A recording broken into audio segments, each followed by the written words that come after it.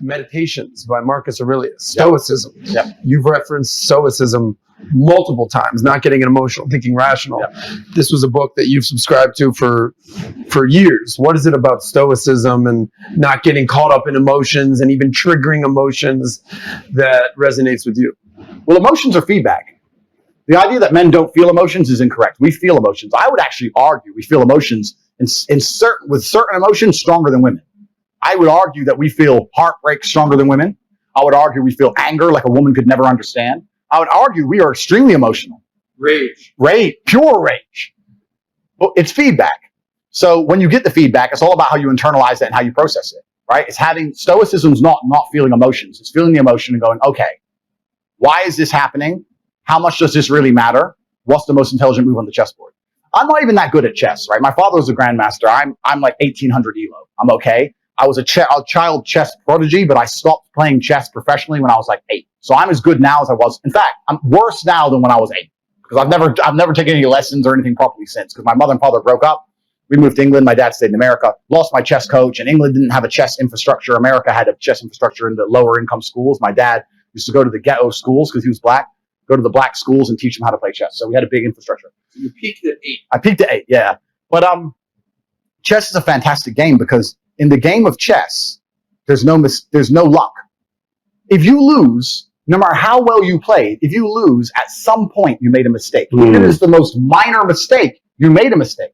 So you learn to understand that no matter what happens to you, if you lose a scenario, you made a mistake. Maybe it's a tiny one. Maybe it was 2 years ago, whatever, but you made a mistake. And you learn absolute and utter accountability for yourself. And that mentality is extremely powerful to apply to all things in life. The position I'm in now as the most hated man in the world, although I agree and I truly believe it's unfair, I still take complete responsibility for. I'm not going to sit here and say, I'm telling you why it happened when I talk about TikTok and YouTube shorts, but I'm not going to blame them. Absolutely. They're a company making money and they're monetizing the best they can. Fantastic. All of this is my fault. But the Bugatti on my drive is my fault. And the yacht is my fault. And the private jet's my fault.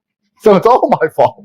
So I take the good with the bad. I take all responsibility for absolutely everything, including if a woman leaves me, if a woman stays, if I end up heartbroken, if I end up filled with rage, I take responsibility for that. If something happens to me that makes me enraged, I will take responsibility. Why has this happened to me? Why do I feel this way? How did I end up in this position? Is this healthy in this scenario? And sometimes it is.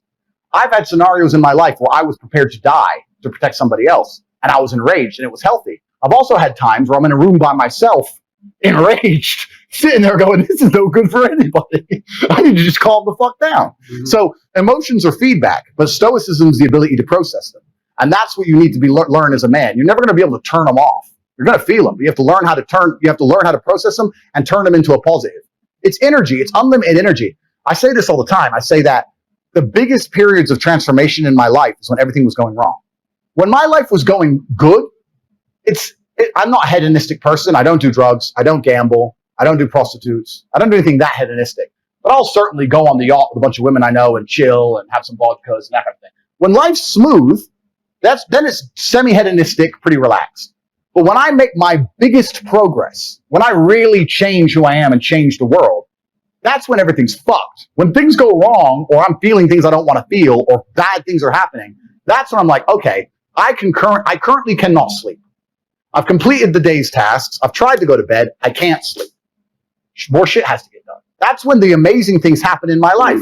When I was heartbroken, when I was whatever, everyone's been heartbroken. I can't remember a specific example. I hit the gym harder, right? If something goes wrong with your payment processor, that's when you get fucking inventive. That's business, right? That's when you get inventive. So all the bad things that happen to you as a man, if you're stoic, you get to take unlimited energy.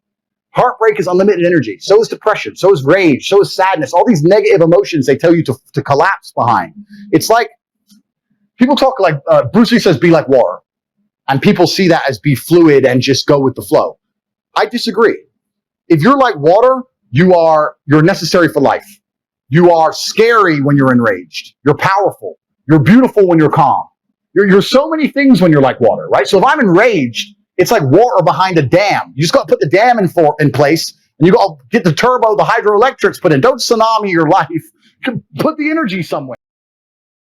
Now, I think it's great to be a stoic man. I agree with Andrew Tate on that point.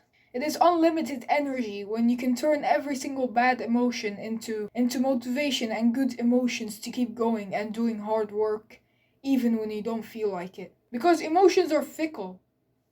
Like, if you were to get 20 different emotions every day and you were to comfort yourself and collapse behind these emotions through bad habits and bad temptations and like going for your temptations, like for example, you feel depressed, you just binge eat, for example. That's a pretty bad temptation.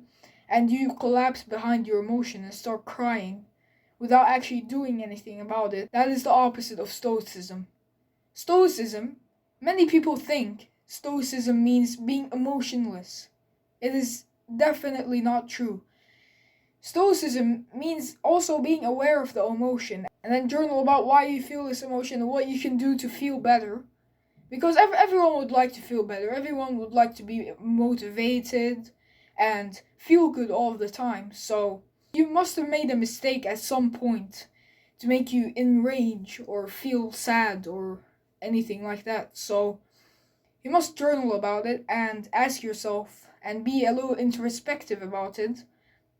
And then when you come to a conclusion, then you've turned all that bad emotion into energy and you can start doing your hard work and dedicating yourself to your craft. You should go to do the hard work and not be a slave to your own temptations too. That is great stoicism. This is why I think stoicism is great.